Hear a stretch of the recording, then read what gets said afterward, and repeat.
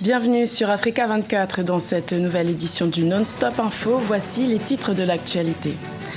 La CEDEAO était en visite de médiation en Guinée-Bissau le 10 septembre.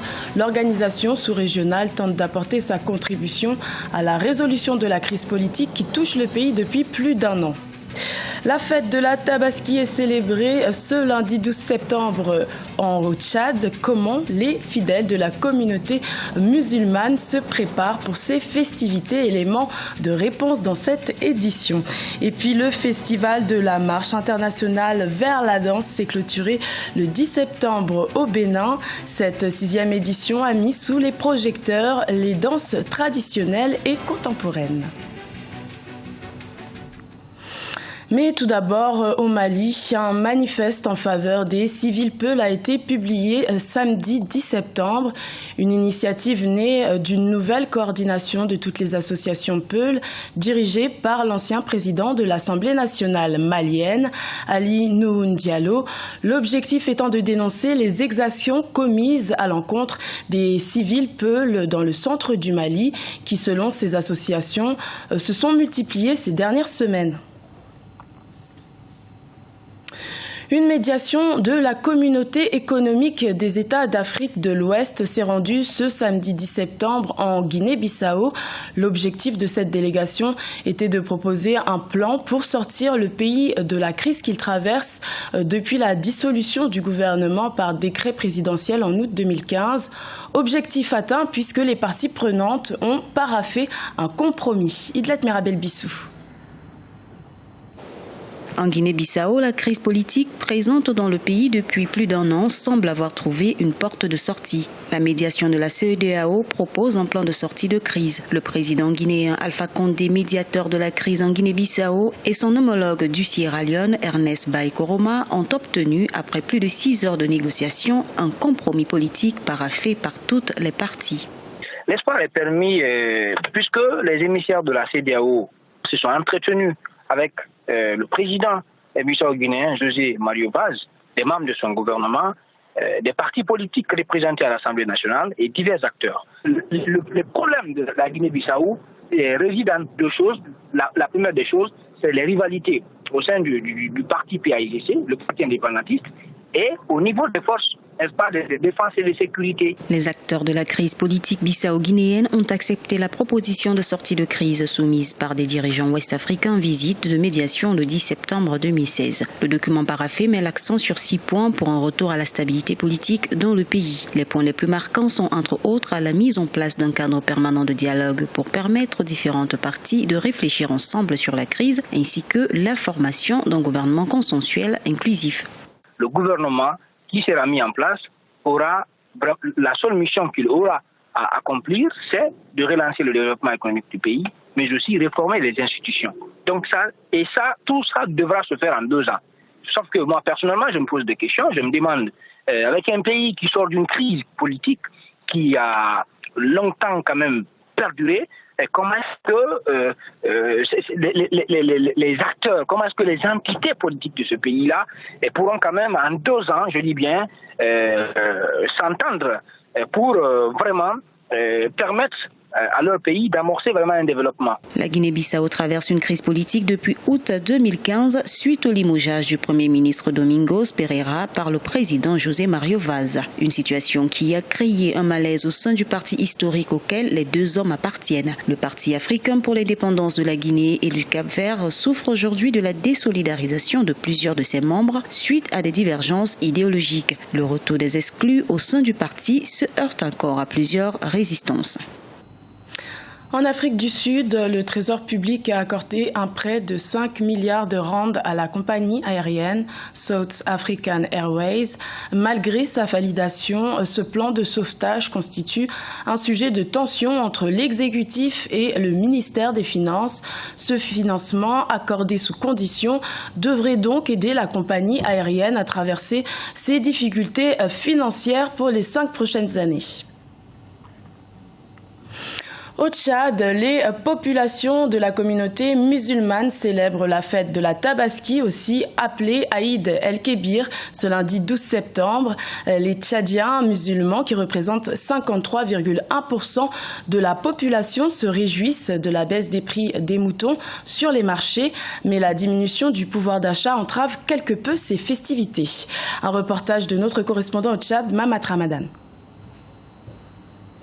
À l'instar des musulmans africains, ceux du Tchad commémorent la fête de Tabaski le lundi 12 septembre 2016. À la surprise des Tchadiens, cette année, les prix des moutons ont baissé de moitié sur les marchés à quelques heures de la fête, au grand bonheur des fidèles musulmans. Certains observateurs estiment que cette situation est due à la baisse des exportations de bétail vers les pays voisins à cause de la menace terroriste. Nous constatons que ce dernier temps, depuis que nos frontières sont fermées avec le Nigeria, le Cameroun, les bétails sur pied ne traversent pratiquement pas.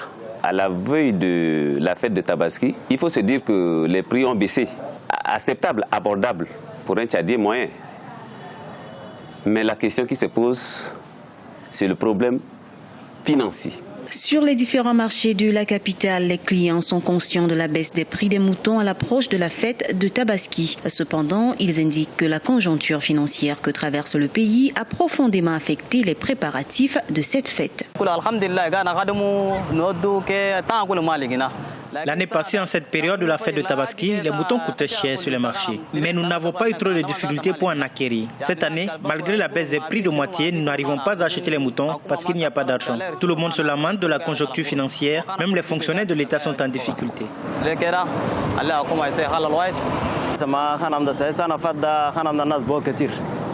C'est vrai que cette année, les prix du mouton ont baissé sur le marché, mais les gens n'ont pas d'argent. En plus, la fête est arrivée à l'approche de la rentrée scolaire, donc les fonctionnaires, notamment les pères de famille, se préoccupent d'autres problèmes que la fête.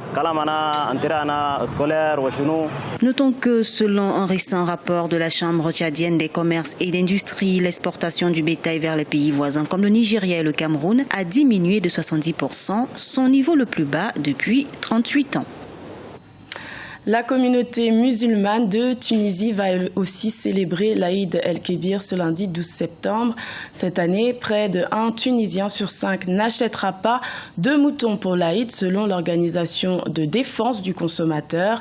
Une situation due au fait que cette célébration religieuse se tient en même temps que la rentrée scolaire, ce qui représente de lourdes dépenses. Et toujours selon l'organisation de défense du consommateur, le pouvoir d'achat des Tunisiens aurait baissé de 40% depuis la révolution de 2011.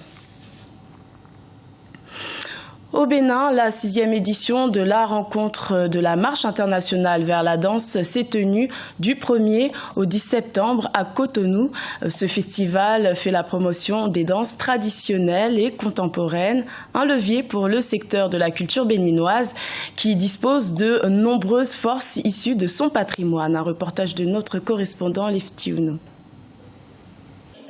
La rencontre de la Marche internationale vers la danse Maïda 2016 a connu son épilogue ce 10 septembre 2016 à Cotonou, la capitale économique du Bénin.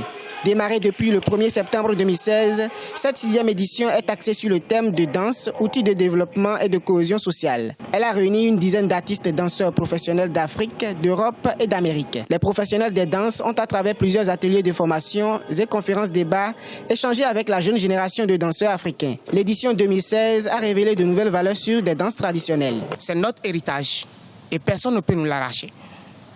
Alors, les danses traditionnelles occupent la première place dans Maïda. En plus, la danse contemporaine, je ne veux pas rentrer aussi dans ces détails. Pour moi, aujourd'hui, il faut faire des mises à jour. En tout cas, nous devons tous faire des mises à jour. Parce que le monde évolue à vitesse de croisière. Plusieurs phases ont meublé cette 6e édition. Après les renforcements techniques et intellectuels des danseurs, chorégraphes, amateurs et professionnels, place a été donnée aux restitutions et spectacles. L'idée de ce festival est de s'appuyer sur la danse traditionnelle pour en proposer une lecture contemporaine. C'est pour ça que moi j'ai accepté de venir. Ce festival ne veut pas caricaturer la danse contemporaine occidentale, mais c'est surtout s'appuyer sur la tradition pour en proposer une écriture, une lecture différente de ce qu'on voit un peu dans tous les pays aujourd'hui. C'est ma deuxième participation à ce festival et je félicite les organisateurs. Ils ont fait du bon boulot. Je leur souhaite beaucoup de succès pour que ce festival soit une réussite chaque année. En dehors des chorégraphes béninois, d'autres artistes danseurs africains venus du Togo, du Burkina Faso, du Nigeria, du Cameroun et du Rwanda ont participé à ce festival Maïda 2016.